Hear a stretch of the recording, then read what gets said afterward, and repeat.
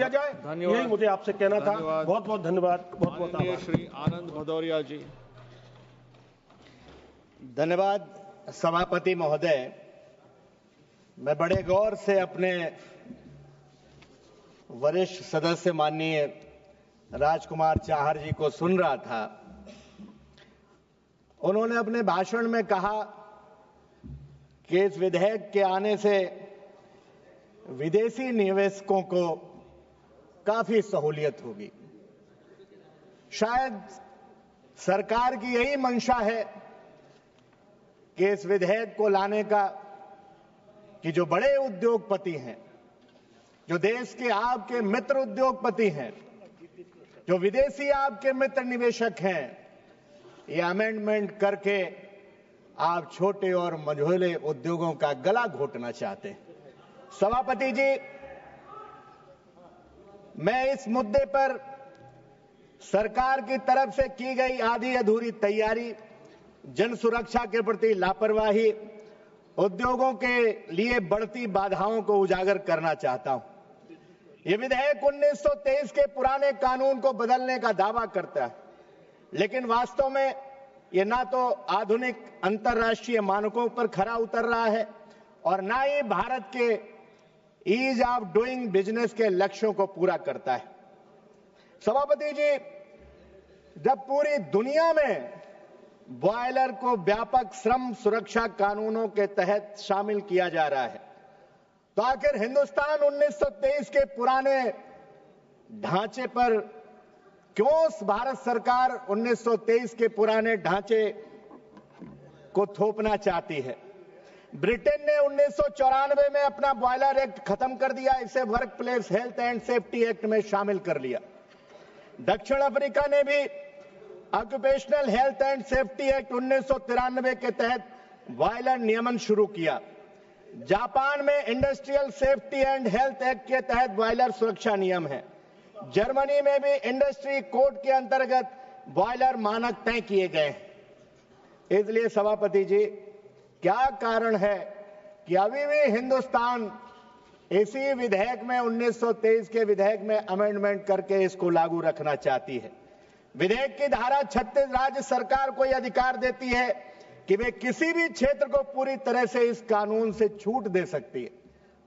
मान्यवर, ये तो सभापति जी, ये तो बहुत ही ऐसा हथियार दे रहे हैं कि जिसको चाहेंगे राज्य सरकारें, और ज्यादातर स्टेट में तो इन्हीं की राज्य सरकारें हैं, तो फिर इनकी राज्य सरकार जैसे चाहेगी वैसे छूट देने का काम करेगी।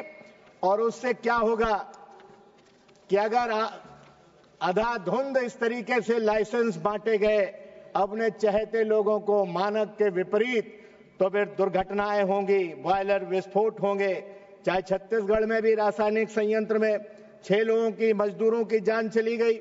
1921 की बॉयलर समिति ने स्पष्ट कहा था कि बॉयलर कानून पूरे देश में एक समान लागू होना चाहिए, केवल जो दुर्गम स्थान है उनको अगर छोड़ दीजिए, लेकिन इसमें तो पूरी की पूरी छूट दी जा रही है।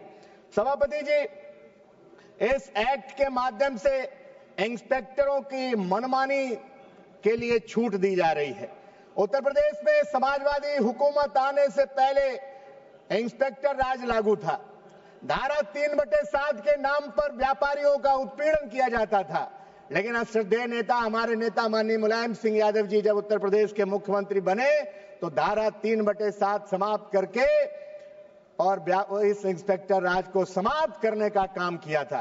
क्या सरकार फिर इंस्पेक्टर राज लागू करना चाहती है इस एक्ट में संशोधन करके? इसलिए सभापति जी, मैं कहना चाहता हूं, कार्य सुरक्षा संहिता 2020 में भी इंस्पेक्टरों को स्पष्ट दिशा निर्देश दिए गए हैं, लेकिन इस विधेयक में ऐसा इंस्पेक्टरों की उनके मनमानी पे लगाम कैसे लगेगी?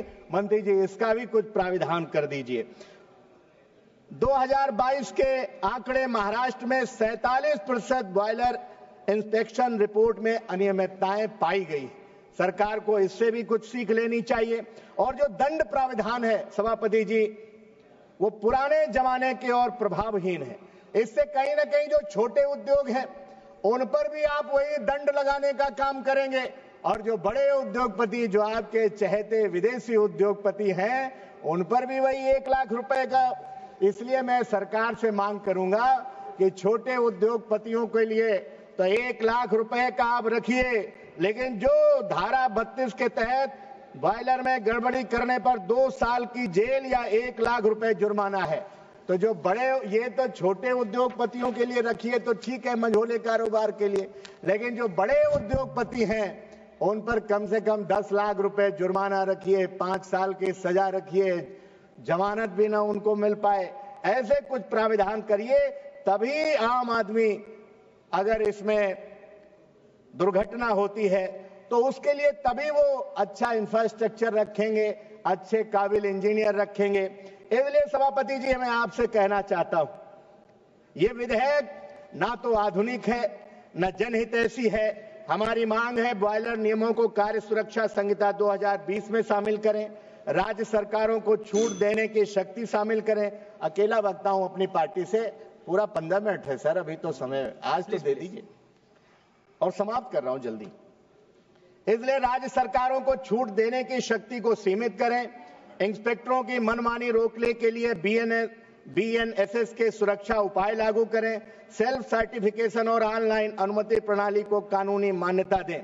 इसलिए अगर सरकार इन सुधारों को नहीं करती तो ये देश की औद्योगिक सुरक्षा और ईज ऑफ डूइंग बिजनेस के साथ खिलवाड़ होगा।